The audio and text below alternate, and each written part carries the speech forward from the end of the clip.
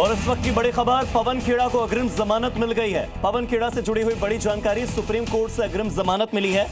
आपको बता दें कि सुप्रीम कोर्ट में पवन खेड़ा के वकील ने कहा कि हाईकोर्ट के आदेश में कई तरह की गलतियां हैं और उसके बाद सुप्रीम कोर्ट से अग्रिम जमानत उन्हें मिल गई है। कहा गया कि खेड़ा को गिरफ्तार किया जाना चाहिए क्योंकि वो धारा 339 के तहत दोषी हैं, जबकि धारा 339 जमानती है। ये न तो एफआईआर में है और न ही पुलिस की शिकायत में, ये सिर्फ न्यायाधीश की मनमानी है और इसी को आधार बनाते हुए पवन खेड़ा को अग्रिम जमानत मिल गई है। आपको बता दें कि उन्होंने, वकील ने यह भी कहा कि अगर अंबेडकर को पता चला कि कोई संविधान अधिकारी किसी संवैधानिक काउबॉय की तरह ऐसी भाषा का इस्तेमाल कर रहा है तो वो अपनी कब्र में करवट बदल लेंगे। भवानीपुर में ममता बनर्जी के पहुंचने पर बीजेपी कार्यकर्ताओं ने टीएमसी की गाड़ी को काफी देर तक रोके रखा। बीजेपी कार्यकर्ताओं का कहना यह था कि ममता बनर्जी अपने साथ कुछ लाई हैं। बीजेपी के मुताबिक ममता बनर्जी की मंशा ईवीएम में गड़बड़ी करने की थी। बीजेपी कार्यकर्ताओं ने काफी देर तक विरोध प्रदर्शन किया और बाद में टीएमसी की गाड़ी को निकलने दिया। तस्वीरें दिखा रहे हैं आपको। ममता बनर्जी के पहुंचने पर यहाँ जबरदस्त हंगामा देखा गया। देर रात कैसे हाई वोल्टेज ड्रामा यहाँ पर हुआ है, देखिए तस्वीरें। बीजेपी कार्यकर्ता यहाँ पर पहुंचे, ममता बनर्जी की गाड़ी को उन्होंने घेरा और रोका।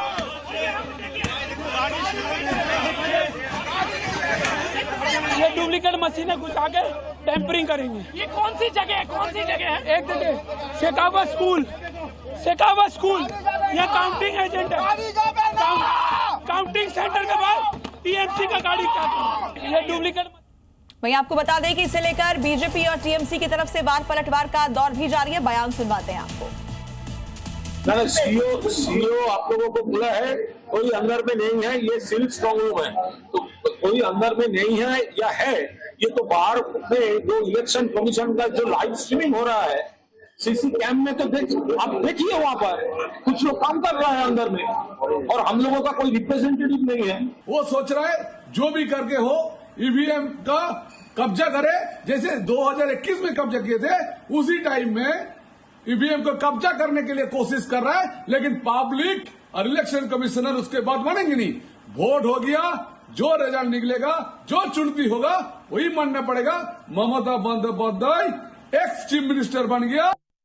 बंगाल का जो मतदाता है वो लोग तय किए हैं कि इस साल मोदी और अमित शाह का ऐसा झटका देंगे कि 4 तारीख के बाद मोदी और अमित शाह बंगाल में आने के लिए दूसरे बार सोचेंगे। चोर मचाए शोर और कुछ नहीं है। देखिए पूरा जो यहाँ पे सिस्टम है, हर कुछ सीसीटीवी कैमरा के अंदर है। इवन स्ट्रांग रूम के बाहर अंदर सब जगह सीसीटीवी कैमरा लगे हुए हैं। तो क्या चीज की घबराहट है? और उनके रिप्रेजेंटेटिव तो बाहर बैठे ही हैं। ये पहला इलेक्शन तो लड़ नहीं रहा तृणमूल, कई इलेक्शन लड़े हैं, प्रोसेस पूरा पता ही है। तो इस तरह से बच्चों की तरह ये हरकतें जो दिखा रहे हैं, इधर उधर भाग रहे हैं, घबराहट है और कुछ नहीं। तो बयान आपने सुने। बीजेपी और टीएमसी की तरफ से किस तरह से आरोप प्रत्यारोप का दौर लगातार जारी है। आपको बता दें कि 4 मई को काउंटिंग होनी है, लेकिन उससे पहले एक बार फिर ईवीएम को लेकर बवाल छिड़ गया है। खुद मुख्यमंत्री ममता बनर्जी स्ट्रांग रूम पहुंचती हैं, 4 घंटे तक वहां पर रुकती है। कई गंभीर आरोप उन्होंने न सिर्फ बीजेपी बल्कि इलेक्शन कमीशन पर भी लगाए, जिसके बाद इलेक्शन कमीशन की तरफ से सफाई भी सामने आ चुकी है और किसी भी तरह की गड़बड़ी से साफ इनकार किया गया है। इस बीच लगातार स्ट्रांग रूम के बाहर से जो तस्वीरें मिल रही हैं उसमें सुरक्षा घेरा को पहले से भी ज्यादा पुख्ता किया जा रहा है और सीसीटीवी की मदद से स्ट्रांग रूम की निगरानी भी रखी जा रही है। लेकिन जरा एक बार फिर से हंगामे की ये तस्वीरें देखिए।